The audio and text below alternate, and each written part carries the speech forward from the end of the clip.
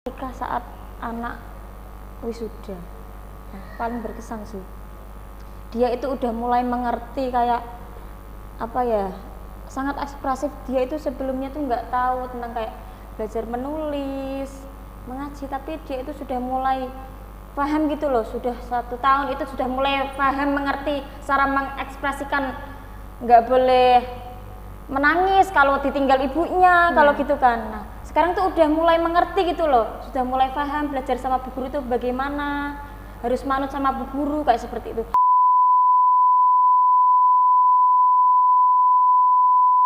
Assalamualaikum warahmatullahi wabarakatuh. Kembali lagi di podcast studio SMK Miftahul Ulum bersama saya Indah Karimatunisa yang akan menemani ngobrol asik di episode kali ini. Di episode kali ini kita akan membahas sosok kisah inspiratif yang mempunyai 2 peran sekaligus. Pernah gak sih kalian membayangkan kesibukan apa sih mengajar di usia dini, dari mulai belajar, bernyanyi, hingga hal-hal yang sepele? Namun di kesibukan itu, beliau juga sempat membuat konten kreatif yang sangat inspiratif. Nah, hari ini kita akan mendengar langsung tentang perjuangan, tantangan, sekaligus keseruan dari narasumber kita. Seorang guru PAUD sekaligus juga sebagai konten kreator. Nah, hari ini kita kedatangan tamu yang sangat spesial. Yuk kita sapa dulu. Halo Bu, apa kabar? Halo, apa kabar? Baik. Boleh ceritakan Bu keseharian Ibu dari pagi sampai pulang sekolah sebagai guru PAUD? Oke, mulai dari pagi itu mungkin sekitar sampai sekolahan itu jam 7 pagi ya.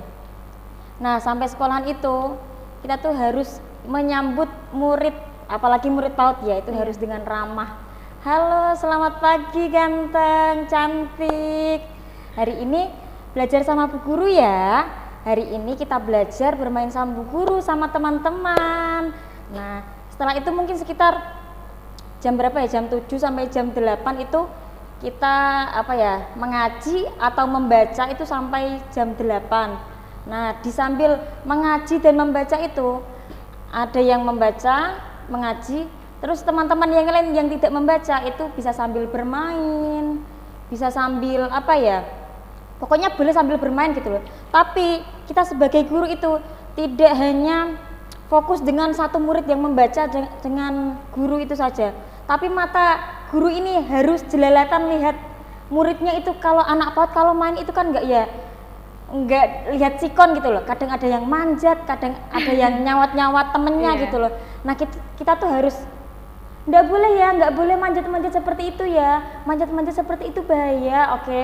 Nggak boleh dilakukan ya anak ganteng, cantik. Jadi kita harus sebagai guru PAUD itu harus bersikap manis, pokoknya harus centil gitu loh. Jadi guru PAUD itu nggak boleh yang jadi pendiam introvert, itu nggak boleh. Jadi guru PAUD itu harus selalu senyum, harus kelihatan ceria, walaupun aslinya hatinya itu kayak mungkin kayak punya perasaan kayak nggak semangat, tapi harus kelihatan ceria di depan murid itu. Terus mungkin sekitar sampai jam 8 itu kegiatan biasa kayak kegiatan kelompok, ada kegiatan individu, terus bernyanyi, pelajaran seperti biasa, temanya apa kita sampaikan. Mungkin sekitar sampai jam setengah 10. Lalu habis itu ya kita sebagai guru ya kayak kalau sesudah bermain, sudah pelajaran, itu kita membersihkan, sebagai guru membersihkan mainan yang sudah dibuat main paginya itu berantakan biasanya. Nah, guru PAUD yang membersihkan biasanya gitu, yang membersihkan guru PAUD. Anak PAUD kan nggak bisa bersih-bersih sendiri, nggak bisa. Jadi ya emang guru PAUD, tugasnya guru PAUD seperti itu. Mungkin kalau saya ceritakan bisa nggak selesai karena dramanya anak PAUD itu banyak sekali. Jadi, ada yang menangis kayak gitu. Kita ya harus nggak apa-apa ganteng. Biasanya kan apalagi kalau itu pertama kali masuk sekolah, nah itu mesti banyak yang rewel, tantrum, kita harus menenangkan seperti itu. Jadi guru PAUD juga butuh ekstra yang tinggi ya Bu ya? Harus mengawasi yang ekstra banget ya. Kalau sebagai guru PAUD itu apa sih momen yang paling berkesan saat Ibu mengajar anak-anak PAUD gitu? Saat paling berkesan menurut saya yang selama ini saya rasakan ya, itu momen ketika saat anak wisuda. Nah, paling berkesan sih. Dia itu udah mulai mengerti kayak sangat ekspresif. Dia itu sebelumnya tuh nggak tahu tentang kayak belajar menulis, mengaji, tapi dia itu sudah mulai paham gitu loh. Sudah 1 tahun itu sudah mulai paham, mengerti cara mengekspresikan, nggak boleh menangis kalau ditinggal ibunya, kalau gitu kan. Nah, sekarang tuh udah mulai mengerti gitu loh, sudah mulai paham belajar sama bu guru itu bagaimana, harus manut sama bu guru kayak seperti itu. Terus kadang tuh ada wali murid sampai nangis gitu loh, Bu makasih ya, menurutku gimana ya, kayak udah 1 tahun anakku udah paham kayak gini, semuanya sudah paham.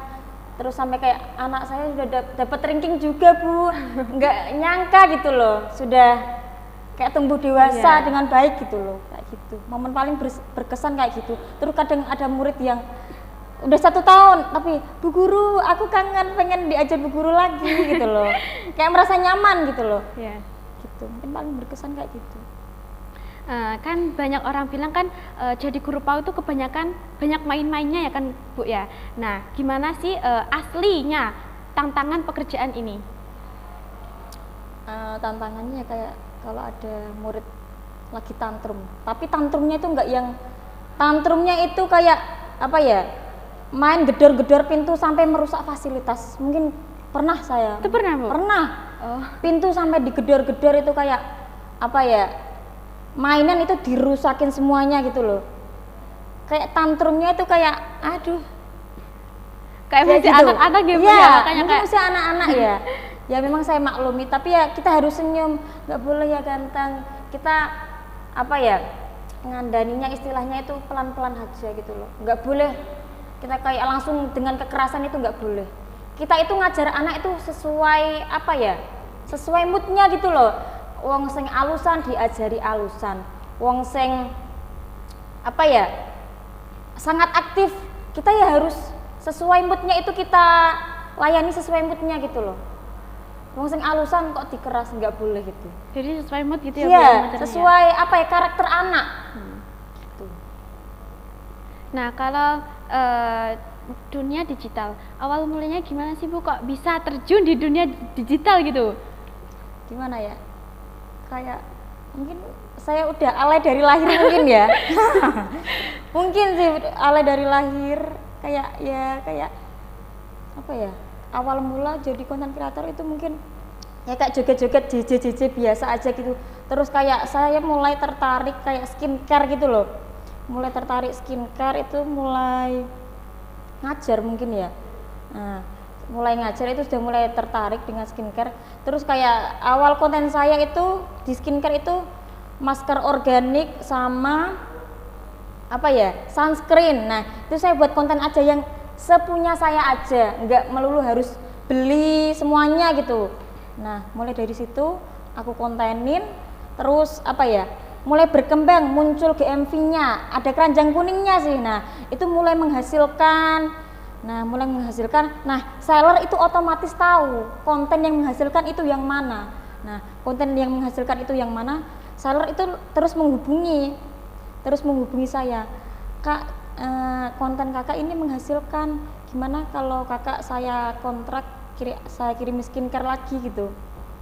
Ya saya dengan senang hati mau, soalnya itu ya emang kesukaan saya, realita gitu loh, nggak saya buat-buat gitu loh. Terus menghasilkan, terus kadang ya ada yang dikontrak sebagai BA pernah.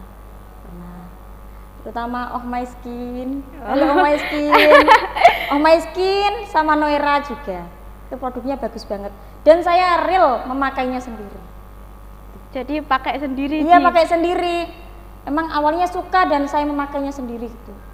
Dan emang saya kontennya juga menghasilkan, jadi enggak cuma saya dapat skincare dari sellernya aja, terus dapat komisinya juga dari saya upload video, itu mungkin komisinya sekitar 10%. Nah gitu, dari situ.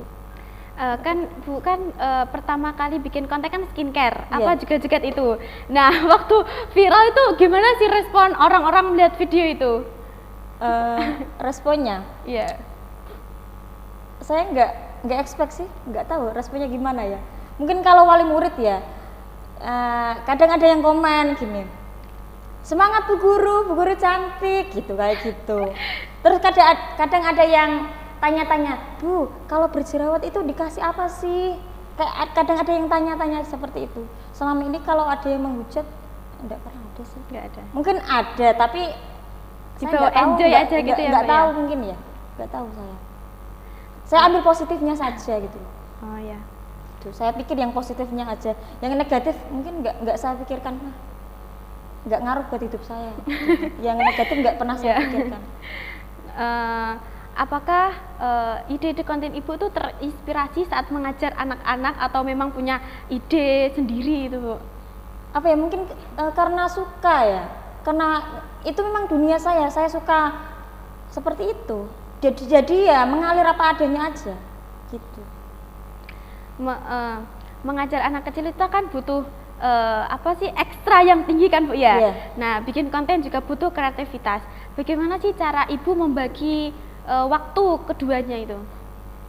Cara membagi waktu ya mungkin kalau sudah seharian mengajar kok capek, saya itu buat kontennya mungkin ketika hari libur ya. Ketika hari libur saya tuh mungkin tag video banyak, mungkin sekitar 5-10 video. Nah terus kalau hari-hari biasa gini kalau mungkin capek ya saya upload draft kemarin itu mungkin minimal 1 hari 1 video dari draft mungkin hari Minggu saya kan libur. Nah itu saya uploadin di hari-hari yang saya lagi mengajar gitu, saya uploadin satu-satu gitu. Jadi setiap hari nguploadnya atau memang 1 minggu berapa kali gitu? Iya setiap hari harus upload, soalnya saya kan uploadnya di TikTok ya. Nah soalnya saya kan uploadnya di TikTok, nah itu minimal 1 hari 1, harus konsisten gitu. Kalau nggak konsisten nanti algoritma TikTok nggak tahu. Maksudnya kalau nggak konsisten nanti tuh TikTok tuh kita nggak dinotis sama TikTok gitu loh. Kita tuh nggak tahu kalau di TikTok tuh ada saya gitu loh. Nah ibaratnya seperti itu. Nah pernah nggak ada momen tuh ibu tuh capek banget seharian mengajar kan, Bu ya? Nah di satu lain juga harus bikin konten. Nah gimana sih cara ibu menyemangati diri sendiri itu? Menyemangati diri sendiri ya saya semangat aja sih, soalnya saya suka dengan dunia saya, jadi saya ya semangat terus, soalnya emang dari awal emang suka. Kalau orang suka kan ya dibawa enjoy aja gitu, Bawa seru aja ya, Bu? Iya, soalnya itu dunia saya gitu. Kalau pernah dengerin kayak, Bu, tadi aku nonton kontennya ibu loh gitu. Terus gimana sih rasanya ibu kepada anak-anak itu? Oh, pernah ada. Bu Guru, aku tadi lihat ibu di TikTok loh gitu. Terus saya responnya kayak gini, enggak, mungkin itu kembaran ibu. Saya kayak gitu. Ya tadi saya itu diliatin ibu loh gitu. Dan anak-anak yang bilang, enggak itu kembarannya ibu mungkin gitu. Nama saya kan itu Bu Gois gitu. Itu kan tadi kan Bu Guru kan katanya kan, enggak itu tuh enggak Bu Guru, itu mungkin kembarannya Bu Guru itu. Terus kayak mereka kayak, ih ada Bu Guru ditonton gitu kayak yang menikah ya, Bu ya? Emang ya agak malu sih, tapi biasa aku buat enjoy aja gitu. Terus ada wali murid dibilang, nggak apa-apa Bu Guru, dibuat enjoy aja, Bu Guru juga butuh hiburan gitu. Ada yang memaklumi lah wali murid gitu. Ada yang memaklumi. Menurut Ibu, apakah peran guru zaman sekarang memang harus terjun di dunia digital atau nggak penting apa gimana sih, Bu? Kenapa sih? Buat guru-guru ini sangat penting ya, apalagi ini emak-emak ya, terutama emak tuh sekarang udah pada tahu semuanya itu di video, di-upload di status. Nah kita sebagai guru tuh harus pintar-pintar buat konten, mungkin kegiatan apa ya, kegiatan anak mungkin hal sepele kayak memakai kaos kaki atau mewarnai atau kegiatan wudhu. Nah itu harus dikontenin. Emak-emak itu seneng gitu loh kalau anaknya itu dilihatkan, dikontenin. Emak-emak itu merasa ayem gitu loh, wah anakku tadi diajarin Bu Guru seperti ini gitu loh. Emak-emak tuh merasa ayem gitu loh, wah anakku udah bisa belajar seperti ini gitu. Pokoknya harus the power of social media. Pernah dulu tuh saya ngajar ya, awalnya tuh muridnya 25 orang. Sekarang sering dikontenin, naiknya pesat, lumayan lah, mungkin sekitar 50 sampai 60. 25 jadi 50 sampai 60. Naiknya sangat pesat sekali kan. The power of content memang. Jadi Gitu. memang harus guru-guru harus punya digital gitu ya Bu Iya, ya. the power of content sekarang itu. Apa ya, masyarakat tuh bisa menilai gitu loh. Wah, di situ diajarin seperti ini gitu. Apa sih dampak yang Ibu rasakan baik sebagai guru PAUD dan juga sebagai konten kreator mengenai orang tua murid? Dampaknya apa ya? Ini dampak positifnya. Dampak positifnya. Dampaknya ya orang-orang wali murid merasa puas, kalau merasa seneng lah, wah anakku dikontenin. Kayak merasa wah, apalagi kalau yang anaknya aktif ya, itu wali murid tuh kayak gini, wah anakku nanti jadi viral Bu Guru gitu. Senang, merasa senang malah. Kayak merasa kayak wah di situ diajarin banyak, kegiatannya banyak gitu loh. Mungkin seminggu sekali saya upload di, kan punya akun sosial media tuh, KB Nurul Ulum. Nah, punya TikTok punya apalagi ya, Facebook punya, Instagram punya. Nah, saya upload terus di situ. Dampaknya wali murid merasa puas, intinya itu. Merasa seneng lah dengan adanya sosial media, itu senang sekali. Gitu. Dari dua peran ini, apa pelajaran hidup yang paling berharga yang Ibu dapatkan? Apa ya? Merasa seneng lah, merasa hidup saya lebih berwarna sih. Kumpul sama anak-anak PAUD, jadi lebih berwarna. Kayak kalau nggak ada mereka tuh hidup saya mungkin sepi ya. Kalau ada mereka tuh lihat senyumnya, senyuman ikhlasnya, itu seneng banget. Terus kayak dia udah mulai mengerti menulis, cara mengekspresikan. Kalau lagi sedih itu gimana, kalau lagi seneng itu gimana. Itu merasa seneng sih kalau jadi konten kreator ya. Mungkin saya buat enjoy, soalnya saya suka seperti itu.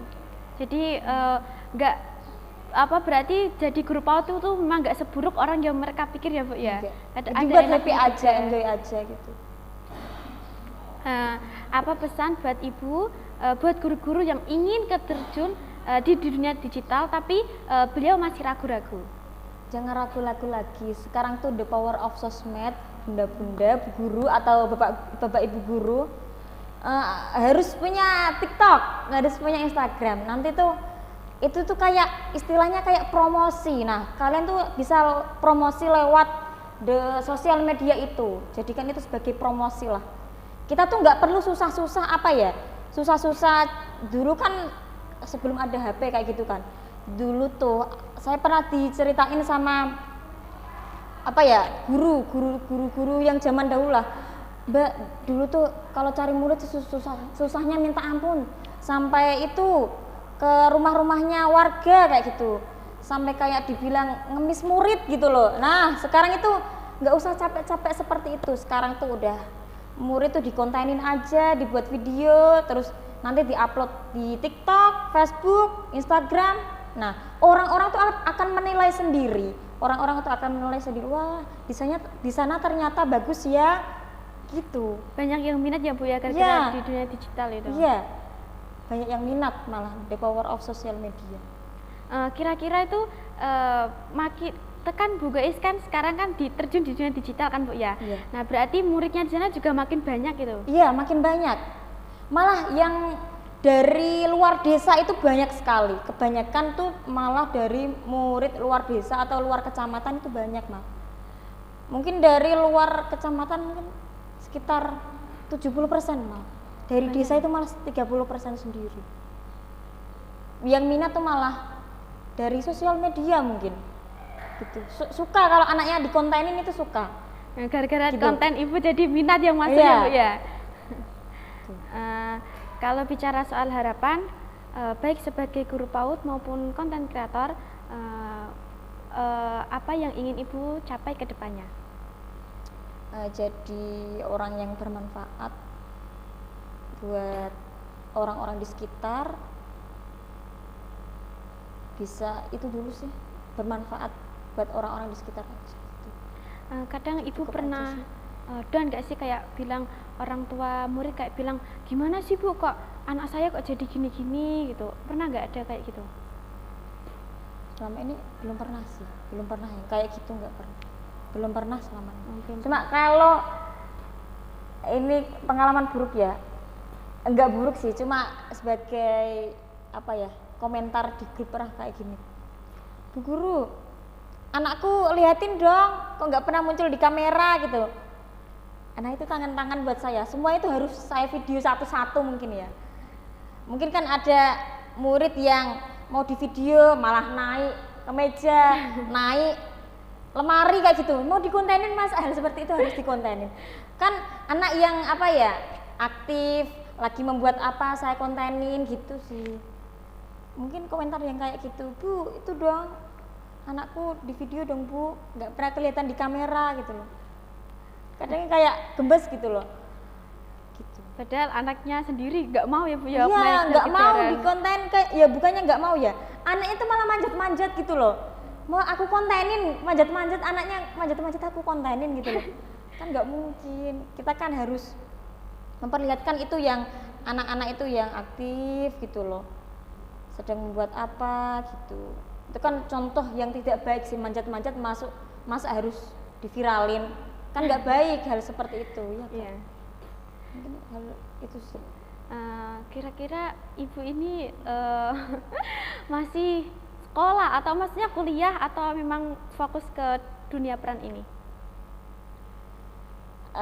Ke dunia peran ini sih. Jadi lebih fokus ke ini ya Bu ya? Iya. Nah, jadi konten kreator itu kan pernah nggak sih ibu tuh kayak kadang mikir kayak insecure, kak bukan insecure sih, kayak insecure kan lihat orang-orang gitu di TikTok gitu. Ya pernah lah. Kadang kayak melihat konten kreator yang sudah followernya sudah banyak, terus dia cantik, bagus. Kadang kan aja sih konten kreator bu guru gitu kan, wah followernya udah banyak, mau juga kayak gitu, kayak ya insecure ya, pengen juga kayak gitu, gimana sih caranya gitu. Terus akhirnya ya aku follow lah sebagai buat bahan lah gitu. Buat apa ya, referensi lah biar bisa kayak ibu itu gimana sih gitu. Minum dulu Bu, nggak apa-apa. Iya. Jadi ibu tuh lebih enakan mengajar atau lebih enakan jadi konten kreator? Dua-duanya sih, soalnya itu apa ya, dua-duanya itu saya kesukaan saya sih, mengalir aja gitu lah.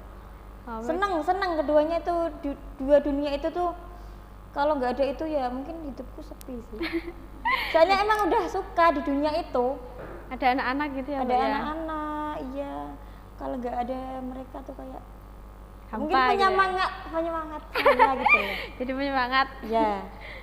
Kalau nggak ada mereka sepi gitu.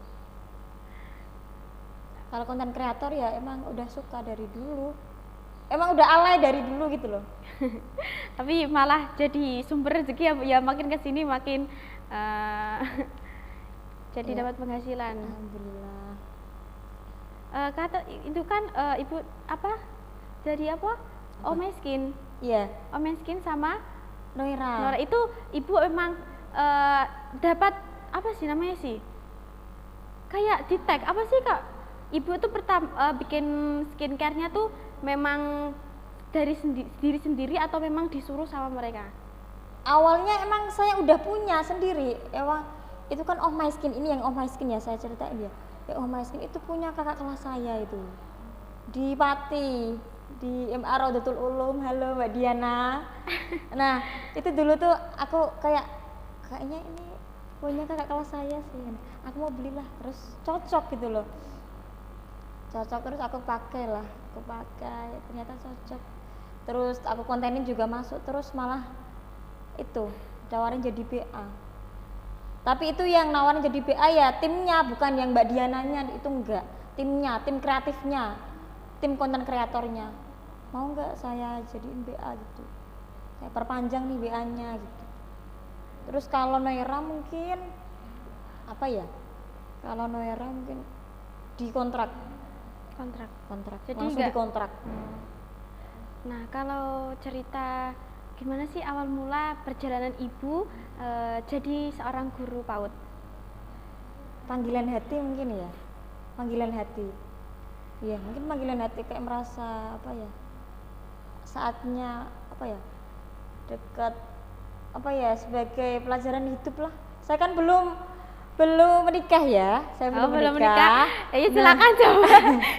Saya kan belum menikah. Nah, hitung-hitung kayak ngajari anak-anak biar enggak down nantinya kalau sudah berumah tangga gitu loh.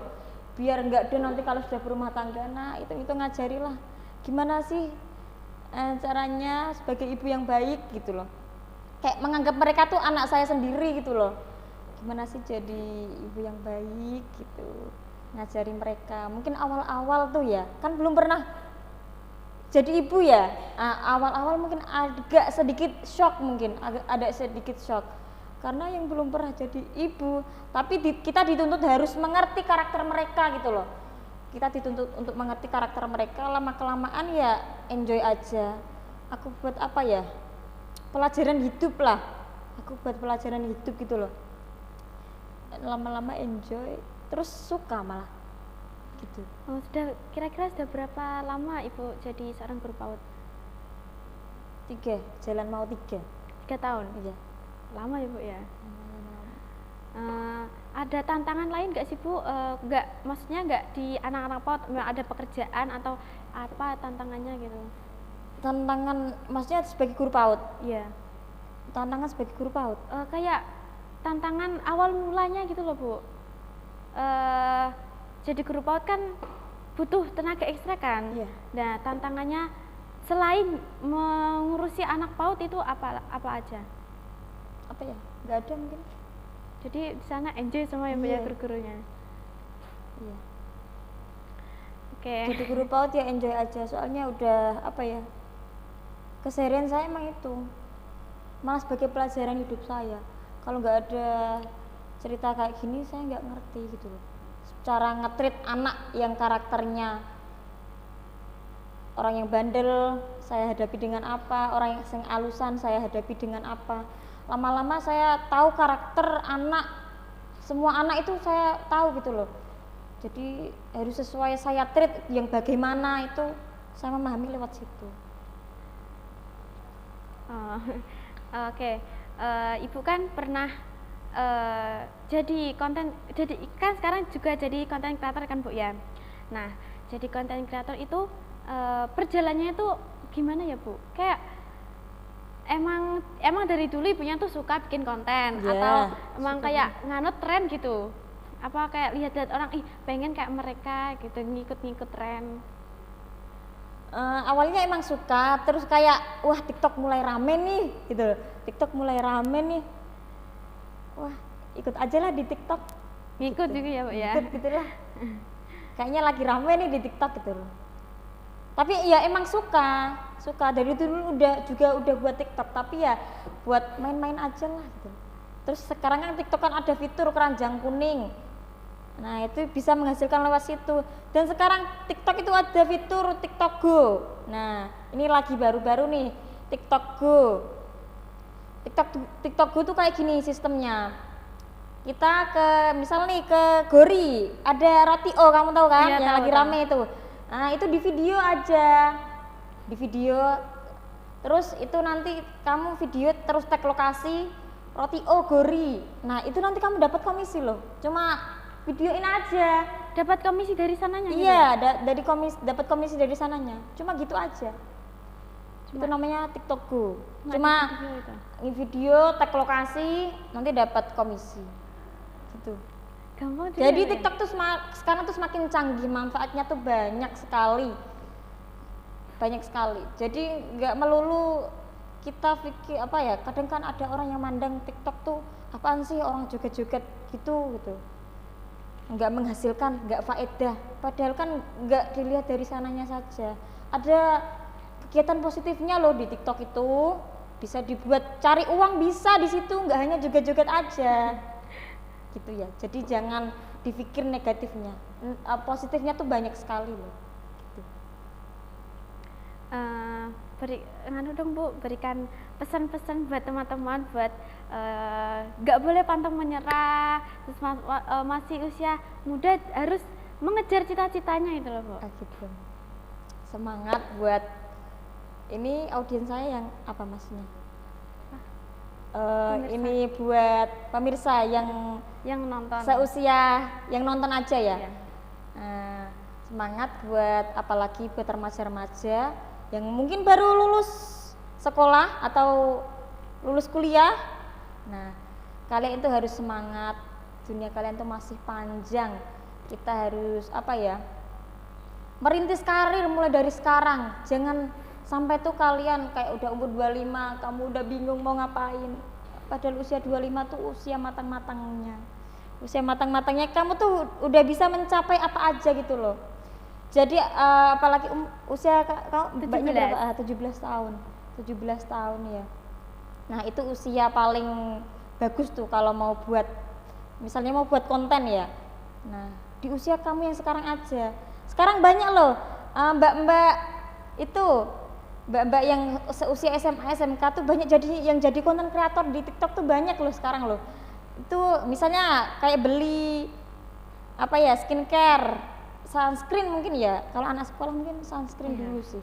Sunscreen itu dibuat kontenin aja, dikontenin muncul keranjang kuning nanti dapat komisi. Mulai merintis dari sekarang umur 17 sampai umur 25 nanti kan komisinya kan udah banyak, udah gede. Nah, tuh manfaatin itu.